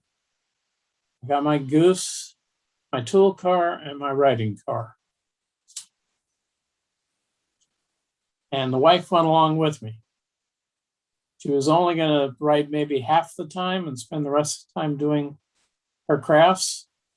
She crafted for half a day, and then we stayed one extra day. The rest of the time she's riding the train with me. Nice little area next to Central Station. Going down the Serpentine, you find all kinds of little buildings, vignettes.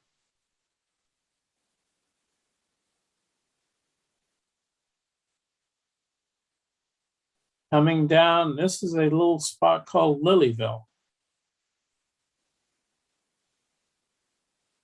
Bunch of homes up on a kind of cabin-like homes. And you got the Lilyville Sun and Freight, buildings of the town. Of course, you got the, the cemetery in the back there. Some more buildings. And more buildings. Neat little detail in this little, individual house. Of course, you always have to have a sighting for Bigfoot.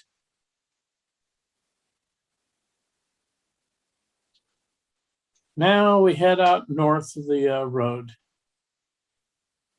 Oh well. Getting up towards Aspen Grove.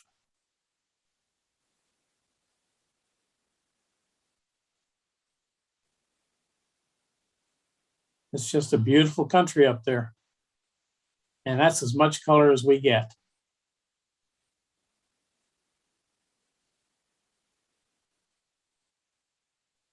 But these tracks will wander up there for, it's about 3.5 miles total from the south part of the park to the north park on 2,200 acres. Might be 3.5 miles, but I think by rail, by the time you twist back and forth, it's about 6-7 miles up to Hope Circle. Crane is probably the lowest spot that the fire hit. There's, if you look just to the right of the building, you don't see hardly any trees at all. You see the one tree standing. So all the area out here had been burned off. Maybe not this time, but sometime in the in the past. The water tank, which is on the other side, got slightly singed. But then as you see, there's fire scars here and a few more here. And that's for that.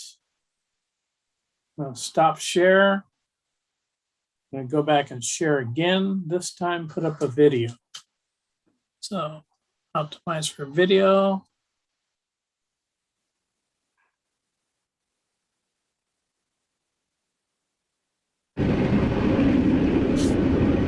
This is taken to the Sacramento Valley Livestream.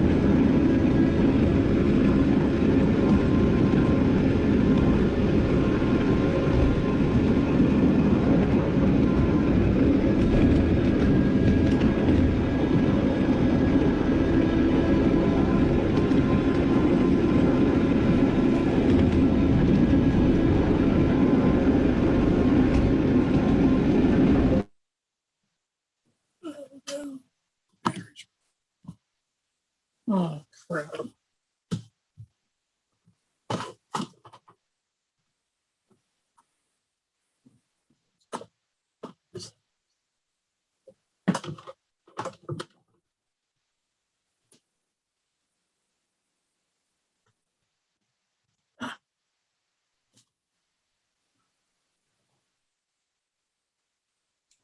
Oh, Need to share again.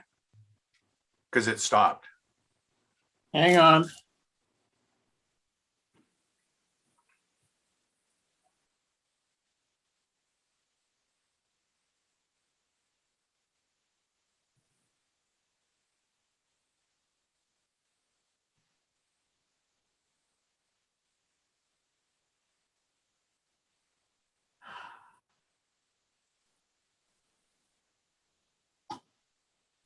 May have to just cut it off from there. There wasn't that much left on that video.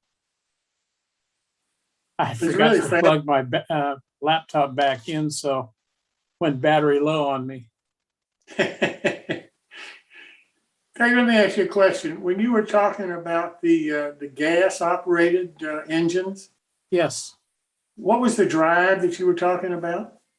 hydrostatic drive is basically a hydraulic pump. It's I don't know that much about it, but I don't know why they call it hydrostatic. I believe that's a term that's used for small tractors. Hmm. They I- use hydraulic motors on the trucks, and they've got a little hydraulic pump. It's the hydraulic version of a diesel electric locomotive, right? So instead of a diesel engine running a generator and then having electric motors in the truck, the diesel engine runs a pump, and you've got hydraulic fluid, which is basically a thick fluid that can't compress. And it doesn't shrink when it's compressed, and it compresses that to high pressure, runs through a tube, and that runs a motor that's in the trucks. Yes. So it's exactly the same principles as a diesel electric locomotive, except instead of electricity flowing, it's a fluid that's flowing. Actually, I think Kraus Maffei used a hydraulic pump and Yeah. hydraulic motors. Yep. But yeah, that's the principle. You've There got were- a there were- gas you've got a gas motor because maybe one or two will try it for a diesel, but diesels are generally a little too big for this. So It's you no have different than anywhere like from in a dump truck where they have or a tow truck where they have a pump on the motor, and it pumps, and then that runs a cylinder up that dumps the dump truck. What's moving the cylinder is pushing it up is the hydraulic fluid, and it's called hydrostatic because it creates a static height charge with the hydraulic fluid, Right. pressure charge. Dave, can I ask you, all of the buildings, are they usually set to one of the scales, or do they kind of vary a little bit as well? I don't know much about some of the buildings are like the train mountain ones. They have a lot of the buildings are set to 1.5 or 1.6. But like that building at Crane, that's probably a 3/4 representation of a real building because they're able to go inside that door. Hmm. So Nice. if it's like a small whistle stop where the people need to get out of the elements, it may be a 3/4 size of a real building. And like do the they little- have an overall dispatcher to avoid cornfield meets? Train Mountain only has a few locations that are bidirectional. And generally they have a signal system. So if somebody enters that block, the signal on the other side shows a red. Now in Sacramento, it's not bidirectional at all, and the signals are just there to make sure you keep your distance between the trains. At the point you. where it stopped, I was actually gaining on the train ahead of me. And so when I got up to the point where they have what they call a snow shed, I had to wait for about 15 seconds at a red signal. What's The other the, thing what, that's interesting up there is they have shipping containers that are set up permanently, and you can buy or lease one of the guys in our club here in the Bay Area has a shipping container with his train in it up there. So Up to Train Mountain? yeah, Train Mountain. That's Yeah. that. So you They don't have have to to- haul your stuff there. You can actually have your stuff there and have a shop and stuff if you want to. Well, Train Mountain used to own them and they sold them off. So if they're all privately owned now. So unless somebody's got some room in a container, you wait for somebody to, decide to give up and sell the container before you can get your chance to get one. I think they got 40 some odd containers in an area called Containerville. Friend of mine's got number 13, so he's actually on the outside. The back 20, you got to take a transfer table and find an outlet track. So if you're in the back container, it's a chore. What are the cars made out of? Most of them are steel. Mine that I built is steel. There are some that are built out of wood. Built out of whatever the guy wants to build them out of. You can build them out of wood and they last a good 10, 12 years. Build them out of steel, they'll last longer. I just prefer doing it out of steel than wood, but although there is wood on my car, the platform and the bulkhead are plywood, but all the framework on mine is steel.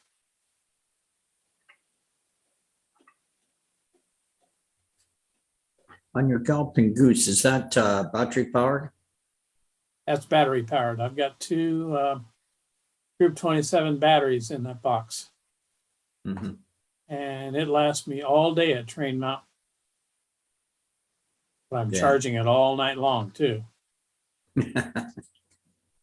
Yeah, it's an intriguing side of the hobby. It's always interests me, but I never jumped into it.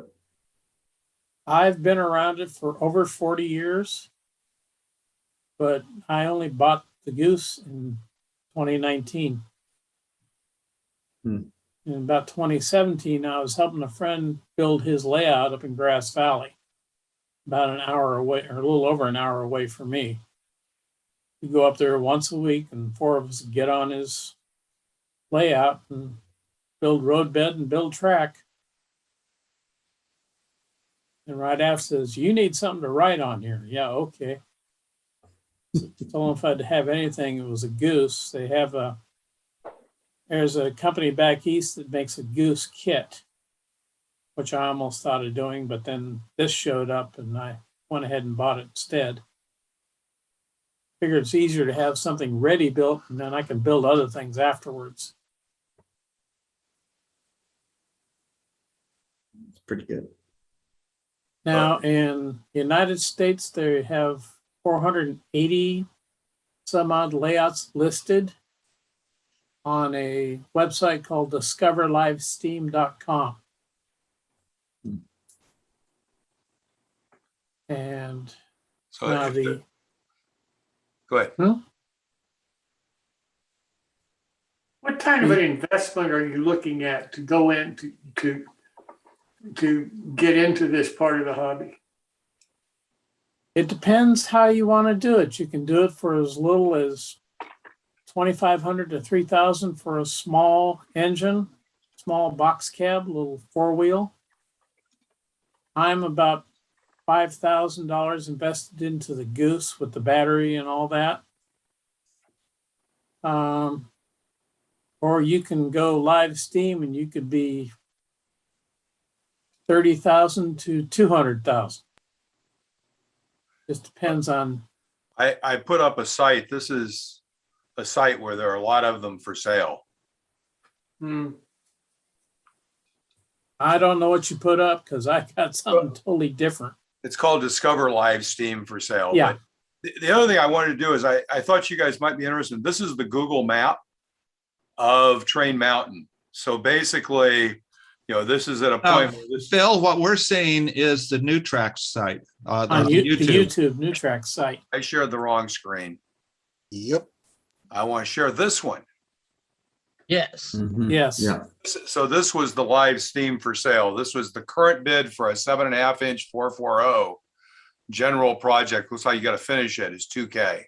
I looked that one over because a friend of mine showed it to me, and I told him, if you go read the description on it, it hasn't been run in maybe 20 years.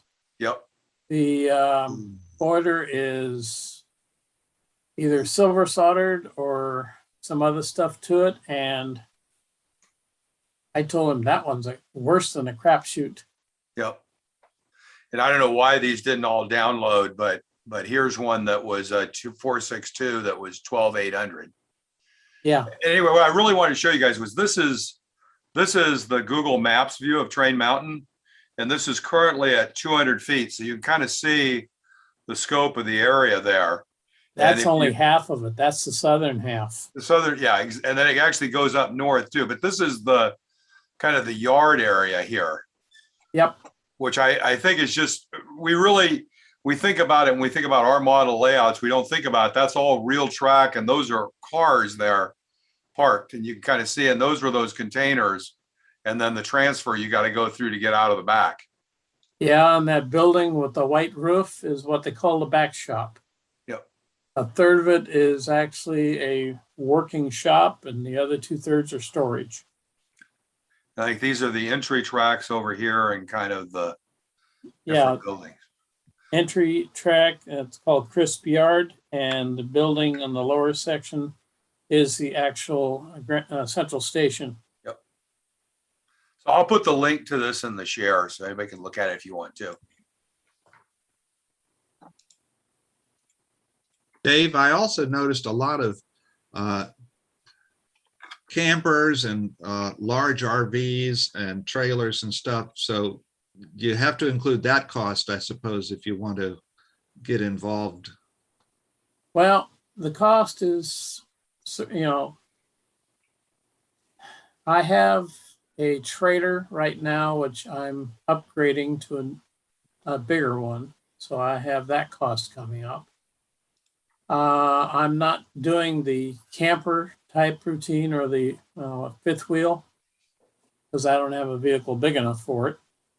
So then the cost for me to go to Train Mountain also includes hotel room. And being Train Mountain's about 30 miles away from, Crater Lake, it's a very expensive area to get a hotel. You're talking about $200 a night during the prime season and almost $150 a night during the off season. But Train Mountain has put actually 3 campgrounds. Sacramento Valley has an area inside their gate which can hold about, well, they can camp all over the spot. So it's probably about 30 some odd trailers in there. And a lot of people do it that way so they don't have the hotel costs.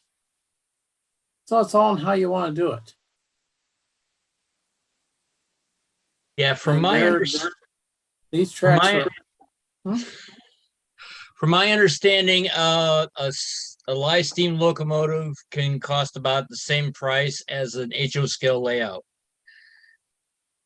Depends how much you spend on an HO scale layout. That's true. Like I say, they have little box cabs that you can buy for $2,500 to $3,000 ready to go. My Goose was $4,200, but then I had to put in batteries and I had to do a few other things. There's used steam locomotives for $12,000. There's used steam locomotives for $30,000. Or there's, some very high-end ones that can be, and you can have built, cost you anywhere from $100,000 up. So it's one of those things, depends on where you want to get into the hobby. And if you're a machinist, you can do a lot of the work yourself, but it might take you 5 years to build a locomotive. What's the membership fee? Sacramento's was $60 a year. Train Mountain's $95. Okay. So those fees are, pretty much negligible. I talked to a machinist once in Canada and he built steam locomotive and he said he would spend upwards of 60,000 on it. And, but he'd run it once he got it built, he'd run it for a year or two himself, get all the kinks out of it, and then he'd turn around and sell it. He said he could probably almost get double that for what it is type thing. Oh, yeah. So There's certain locomotives that they can build and get high prices out of. it was very detailed. It was amazing the work he did. So I could see it.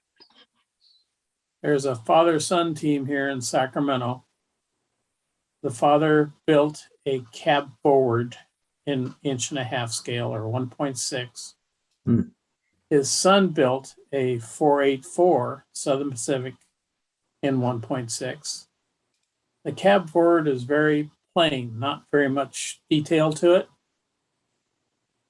The GS1, the Northern, is fully detailed. Just everything you can imagine on it. So it's just an all how you want to go with it. Yeah, from my understanding, a big boy in 1.6 is about 25 foot long. And I think it's at Train Mountain. I don't think it's 25 foot, but it's every bit of 20.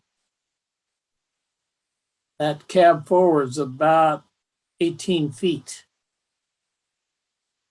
between the engine and the tender. So yeah, you get a big articulated, it's quite a beast. And Now, that Dave, did you- K36 that I showed to start with is probably 14 to 15 foot long. Now, Dave, do you have a home layout or you just do the large scale? I did buy some trackage and I'm going to build a loop that's probably about 260 foot long, but that's just, a testing ground. So I go out to the club. The Sacramento club's about 16 miles away. That's no big deal. Train Mountain's about 7 hours. And I did join Train Mountain so I can go up there anytime. Hmm. That's the fun part. During this pandemic, ride on trains is an outdoor activity. So while you may not have been able to let the general public come around, Train Mountain, which was in probably one of the hardest hit counties in Oregon, if you were a member, you were allowed to come up and run all the way through the pandemic.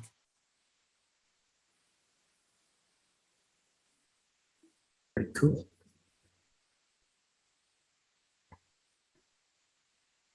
So there are some perks to it. But yeah, you better dedicate yourself to it. So do you think that you would go from whatever you're modeling in your basement to this as your more the big hobby rather than the small one? Do you think that'll be a transition for you? Well, it's not really a transition because I'm still working in the smaller scales. Yeah. It's just different. Mm-hmm. When you want to get away from everything and just go ride rails, it's nice because you can forget about all the problems and just get out there and ride on the rails. I mean, Train Mountain, you go off on a run, it's almost minimum 2 hours. Yeah. The run I took up to Hope Circle and back with the wife, that was a 4-hour trip. And about every 40 minutes, we tried to stop and get off for a minute or two. Mm-hmm. But I'm sure in the 3 days of running, I put on excess of 30 to 40 miles. Just covering the different tracks. It's 37 miles of track in Train Mountain. 220 acres worth of trains. Like they say, it is the largest ride-on train facility in the world. Get your fill of trains in a hurry. Oh, yeah. Well, I had 2 3-day weekends in a row. Sacramento was I was 3 days riding trains up in Train Mountain. The next weekend I was 3 days riding trains at Sacramento. I had the opportunity for 2 more days the weekend after that and didn't take it. Just was trained out by then. That's nice. One of the things while I'm out there riding the rails, I'm trying to think of what I need to fix or what I need to improve on. How's your wife like it? Actually, she held in with Train Mountain really well. Like I said, she had planned on spending half the days doing her hobby, which is she colors and makes cards. And then the other half, she'd ride the rails. Well, first day we did that, she tried to color for half the day. And next 2 days, one of the days was added because we were planning on coming back on that 4th day. And says, can we do you have enough time to take one more day? And she said, yes. So we stayed and rode an extra day, and she rode both, the Saturday and Sunday just without, trying to stop to do her coloring. That's great. So, yeah, I was real surprised. So talk about, they do a big event at Train Mountain, I think every other year, every 3rd year. I think they're going to do it in 22 in June, but basically they have a real big meet. And if you're interested, it's probably a great time to go get totally immersed in, 7.5-inch gauge. Yeah, the meet's called the Triennial. It's supposed to be every 3 years. With the pandemic, they couldn't get any assurances out of the restaurants that they could be open for 21. So they scheduled it for 22. It's June 20th through June 27th, full 7 days of riding trains. They've already got 112 registered, but 120 trains registered. And I think it's, I got the numbers here.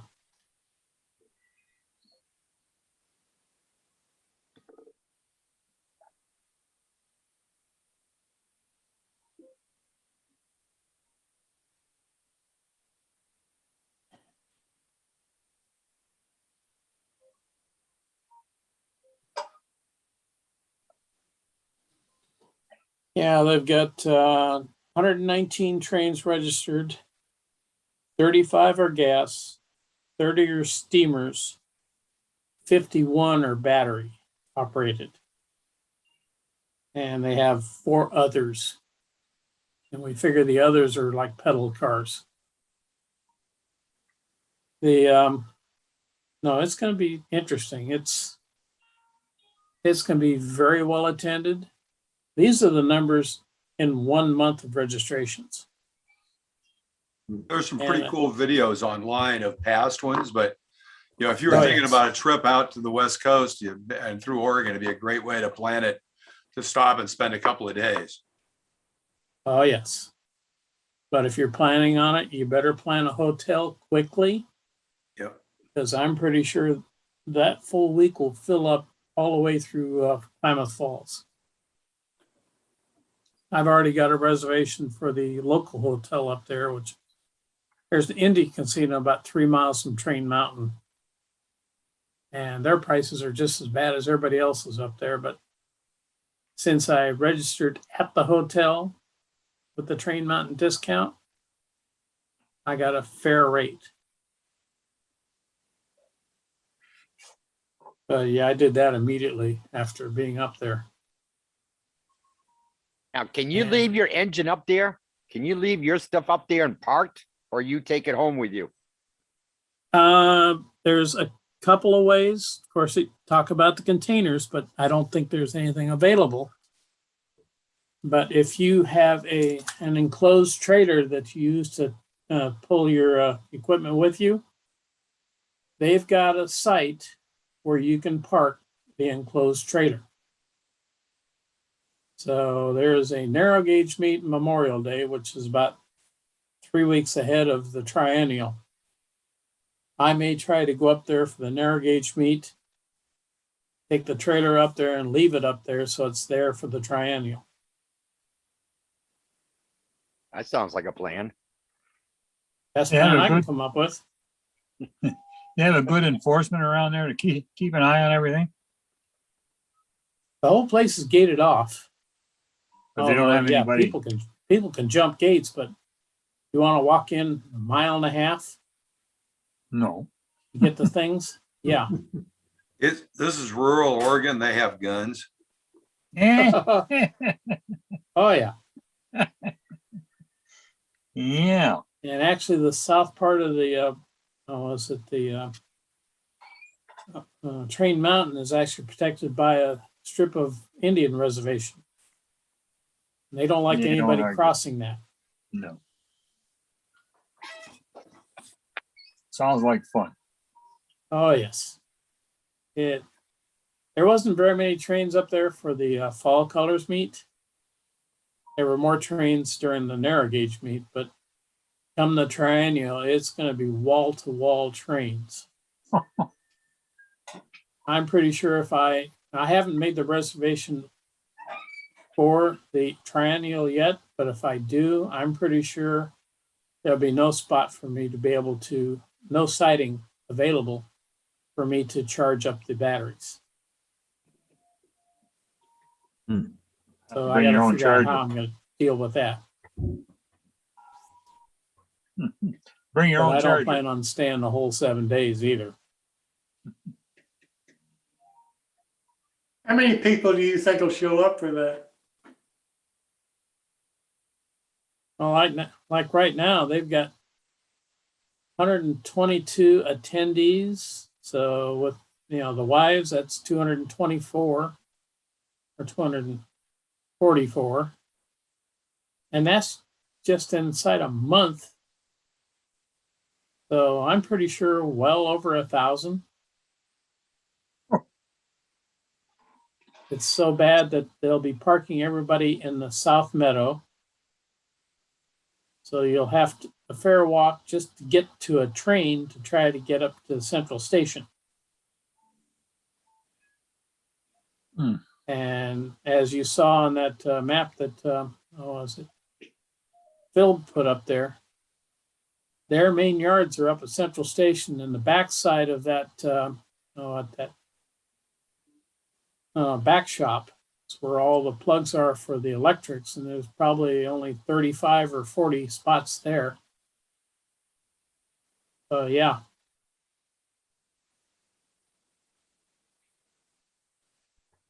You're looking at Crisp Yard right now, but you go to the building in the upper left.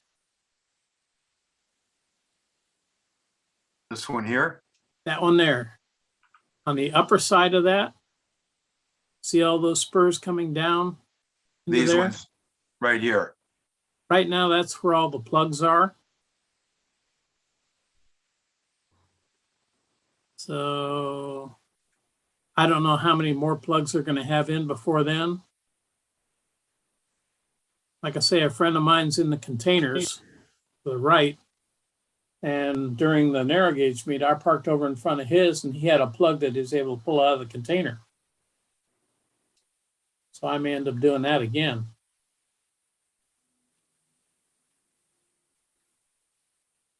It's so bad that they tell people with electrics, bring a generator just in case you have to.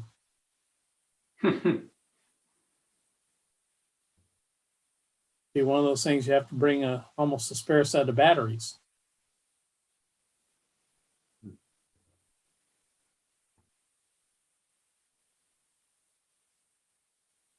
This is going to be quite an interesting show.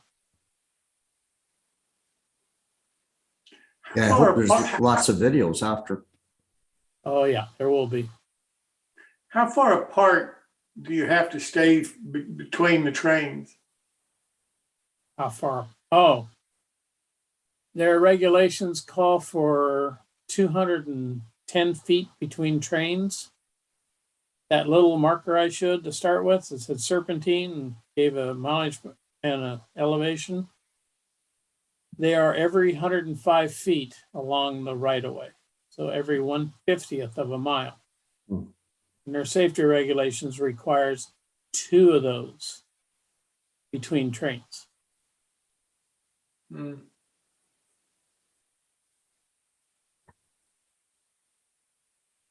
So yeah, it might get to the point where it's going to be interesting trying to get around during Triennial. That's what I was thinking. So here's some Triennial, these are past videos from 2018. The one Yeah. that becomes kind of interesting is if you go down through here, there's a train mountain safety video Yes. that was put up for people that visit. That's a 16-minute video. So it might be interesting if you're interested to watch that, which tell you how you have to operate if you're visiting. Hmm. So I'll put the link to this up if anybody's interested. Yes. That's required. So they have this show that you're talking about once a year? Every 3 years. Every 3 years. Yeah. Every year they do narrow gauge meet, hops meet, fall colors, big build, spring awakening. They also do a meet in January, and that's, that one's a crapshoot. You get much more than about 2 inches of snow. You can't hardly get around. And when the snow comes out, they just try to plow the central station area. So if somebody really wants to go run it, really has to go run a train, they can do it. But no one has actually built a rotary snowplow yet? I've seen them use a regular, snowplow, like for your driveway. I've seen a lot of Russell snowplows built. In fact, there's one still for sale on the Discover Live Steam under the cars and track. Somebody's been trying to sell it now for over a year and nobody's bought it from him. Maybe they think it's warming climate, they won't need it. Global warming, okay. Here we go. Yeah, right. Now a museum piece. There's a lot of that around too. So it's fascinating. It really is. And I appreciate so much you taking the time to tell us about it. I had no idea about what you told us. Yeah, well, you've got a pretty big railroad down by you. Yeah. Over Yeah. Big Boots and Western. Yeah. It's probably one of the 10 largest in the country. Somebody was telling me you'd be amazed at how many people really have these kind of layouts privately. Well, like I said, Discover Live Steam says there's 480 of them in the United States. There'd be a few more up here in Canada too. I wonder though, how many F-scale, F-gauge live steam layouts that includes though, versus ride-on. No, these are ride-ons that Okay. Discover Live Steam puts on, although F-scale is sold on Discover Live Steam. Yep. So Jim, Chris is back. Okay. If you'd like to do that tonight or ask him if he wants to redo it another evening. I can do either. Yeah. Well, it's getting kind of late tonight, I think. Why don't we hold off, Chris? Sounds like a plan. Okay. Well, I can tell you that's going to be it for this evening then. I'm sorry I had to push some of the modelers tonight a little bit because of our time constraints. And part of the reason is we went from two nights a week to one night a week. And I'm still trying to work our way through that without having to cut anybody off or push somebody back. It's amazing to me the number of people who want to be on our show. And I'm trying to do everything I can to accommodate everybody because I really think that we're learning an awful lot from the people who are taking the time and putting in the effort, both the manufacturers and the modelers, to help us understand how to build the models. And it encourages me that that it's worth doing this show. And I apologize that it's taking a long time, some of the nights. I think over the course of the next month or so, we'll work out of it. But right now, it's a crowded evening every time. And I'm trying everything I can do to make sure that everybody gets as much time as possible, but we still stay within a reasonable total time. So I know that's my problem, but I'm trying to explain to you the situation. For next time, again, we've got a full show. We've got Motrax with the 4 modelers again, building in the 4 scales. Dave Schultz starts his All Nation Build Along. ITL starts their Build Along. Chris will be back with his Santa modeling. And Mark Pogge of Pogge's Trains in California will be here. So we've got a full show next time. I hope that you'll be joining us. I hope you enjoyed tonight. And most importantly, I hope you learned something. Best of modeling to you until next Wednesday. And I'll turn it over now to Clark for the after show. Clark, it's all yours.